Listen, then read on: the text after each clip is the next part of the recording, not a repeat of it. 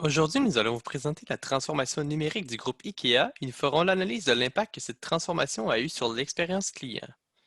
C'est une entreprise reconnue pour son expérience unique en magasin, ce qui explique d'ailleurs qu'elle ait pris autant de temps à s'adapter à la réalité technologique qu'on connaît. En effet, IKEA misait tellement sur l'expérience client dans ses magasins physiques que ça a occasionné un certain retard sur leur développement technologique. En 2015, l'organisation entame un virage numérique important afin de corriger cette lacune. IKEA a donc été au centre d'une transformation numérique majeure qui implique des répercussions dépassant ses frontières, incluant la mise sur pied d'un laboratoire d'innovation, le recours à l'intelligence artificielle pour améliorer l'expérience client avec, entre autres, l'acquisition d'entreprises spécialisées en la matière, des alliances et partenariats stratégiques, ainsi que des produits adaptés à la réalité moderne, comme des produits connectés et utilisant la robotique. Les innovations étudiées au cours de notre analyse constituent une transformation numérique selon le modèle de Vial et correspondent à un Business Scope Redesign dans le cadre d'analyse des 5 niveaux de Venkatrama. Pour l'entreprise, la transformation numérique a été un succès majeur. IKEA, qui était préalablement derrière ses compétiteurs sur le plan technologique, devient une entreprise tellement avant-gardiste que ses innovations technologiques ont des répercussions non seulement sur son domaine d'activité, mais bien au-delà de ça. Cette transformation a été initiée suite à une série de changements technologiques, sociaux et d'autres signaux faibles qui ont obligé IKEA à se repositionner. Ces changements sont propulsés par l'omniprésence des technologies dans le quotidien des gens. Donc, ça inclut le commerce en ligne, les plateformes d'économie de partage et l'intelligence artificielle qu'on retrouve dans l'Internet des objets, la réalité augmentée et les images photoréalistes. Les consommateurs eux-mêmes subissent et orchestrent des changements qui ont une incidence sur leur façon de vivre. Donc, d'ici 10 ans, 60 de la population mondiale vivra dans les villes. Donc, ceci crée une densification croissante. Et qui dit densification dit logement de plus en plus petit. Donc, la population urbaine doit trouver des moyens créatifs pour optimiser son espace de vie. Donc, une autre tendance est le commerce en ligne, et ce, depuis quelques années, de gros joueurs sont venus s'ajouter dans le paysage compétitif. Donc, dans ce cas-ci, Amazon et Wayfair. Maintenant, il est possible d'acheter n'importe quel article de la maison et de se le faire livrer le lendemain. IKEA a dû déployer des réponses stratégiques pour répondre aux changements dans l'environnement compétitif. La première initiative est la création d'un laboratoire d'innovation appelé Space 10, qui est situé à Copenhague. Space 10 est un laboratoire indépendant de recherche collaborative en design qui se penche sur des solutions liées à des enjeux urbanistiques, sociaux et environnementaux.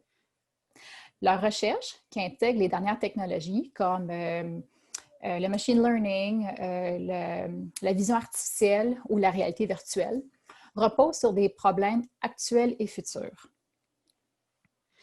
Le laboratoire Space 10 a une vision avant-gardiste et proactive.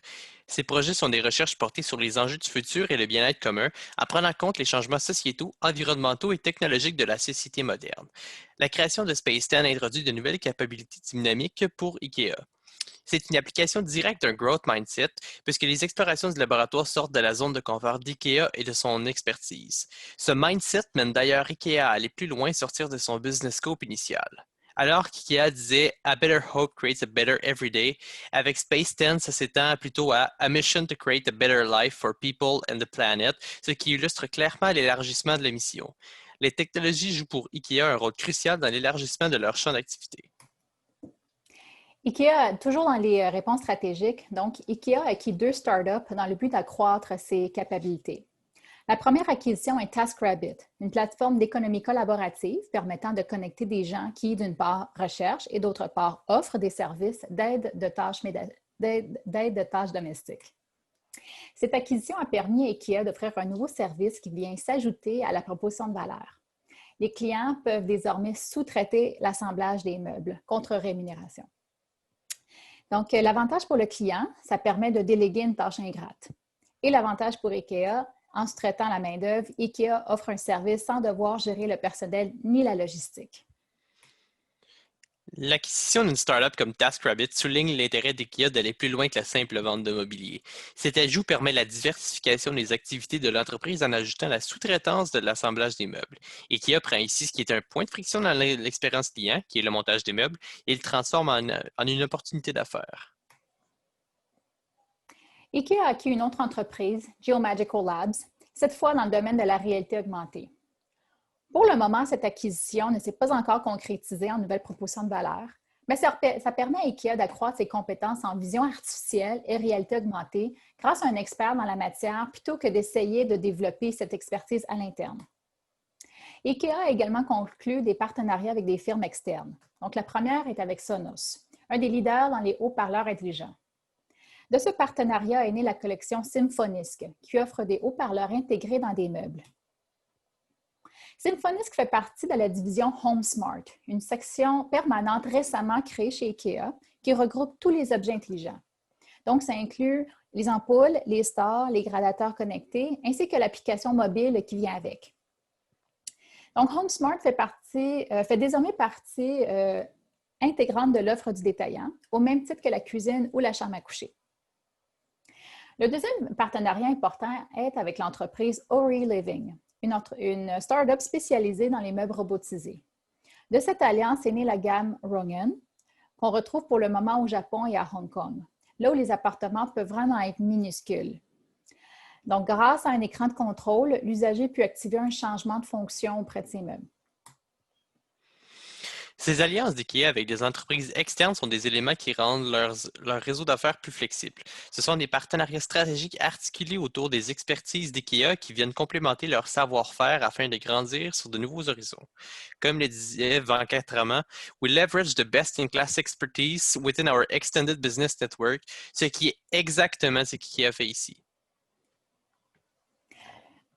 Pour réaliser les différentes améliorations dans les nouvelles propositions de valeur, la technologie vient évidemment jouer un rôle crucial.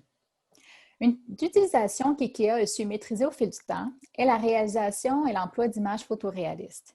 Donc, presque toutes les images produites par IKEA ne sont pas des photographies, mais ce sont plutôt des images créées par ordinateur. IKEA peut compter sur un inventaire d'environ 10 000 produits créés de cette façon. Cet important inventaire est venu jouer un rôle dans la réalisation d'une nouvelle proposition de valeur. En 2017, Apple a lancé son framework ARKit qui permet de créer des applications optimisées pour la réalité virtuelle. IKEA, par l'entremise de Space 10, ne voulait vraiment pas manquer le bateau. Elle voulait être parmi les premières entreprises à avoir une application déjà prête pour être téléchargée au moment du lancement de ARKit. Donc, le catalogue d'images CG Rendered lui a permis d'épargner un temps considérable pour la réalisation de son application Place. Donc, en 2017, Space 10 a développé Place, une application de réalité augmentée qui est venue s'ajouter à l'expérience de magasinage. L'application permet de scanner la pièce où se trouve l'usager et de visualiser les meubles chez soi. Il est possible ensuite de magasiner en ligne grâce au renvoi de l'application vers le site de commerce en ligne. Aujourd'hui, IKEA est un leader du changement dans son domaine, notamment grâce à une vision d'avenir et une adaptation à la réalité changeante de sa clientèle. Mais qu'en est-il du futur pour le géant du meuble? Évidemment, le laboratoire de recherche Space 10 continue à travailler sur une multitude de projets.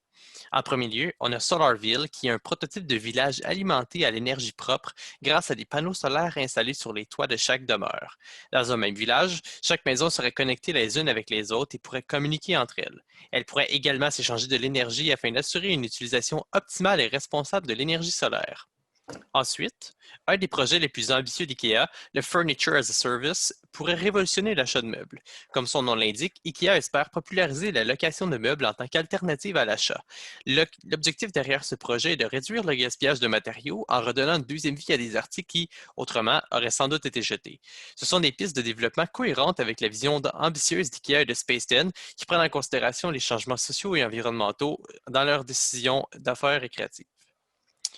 Au début des années 2010, IKEA, malgré sa position influente sur le marché du mobilier, a accusé un retard important sur le plan technologique. À l'interne, la direction faisait preuve de flexing en continuant de miser sur l'expérience en magasin. Puis, en 2015, la vision a changé et on a vu une opportunité d'incorporer les technologies au sein de l'organisation. L'introduction de projets ambitieux comme Space 10 a poussé IKEA à grandir et à évoluer au-delà des limites de son champ d'activité. L'expérience client a été bouleversée, en commençant par différents projets qui ont changé la façon de magasiner, comme l'application Place, qui permet aux clients de visualiser les meubles dans le confort de leur salon. La transformation numérique étudiée fut un incroyable succès, tellement qu'IKEA a non seulement rattrapé le retard qu'elle avait accumulé, mais l'a aussi propulsé directement en position de leader technologique. Cette transformation est un exemple clé d'une organisation qui a su utiliser la technologie à bon escient pour complémenter ses points forts afin de dégager de forts avantages concurrentiels. C'est également un bon exemple d'une entreprise qui s'est mise à la place de ses clients et qui a su penser en dehors des limites établies afin d'évoluer.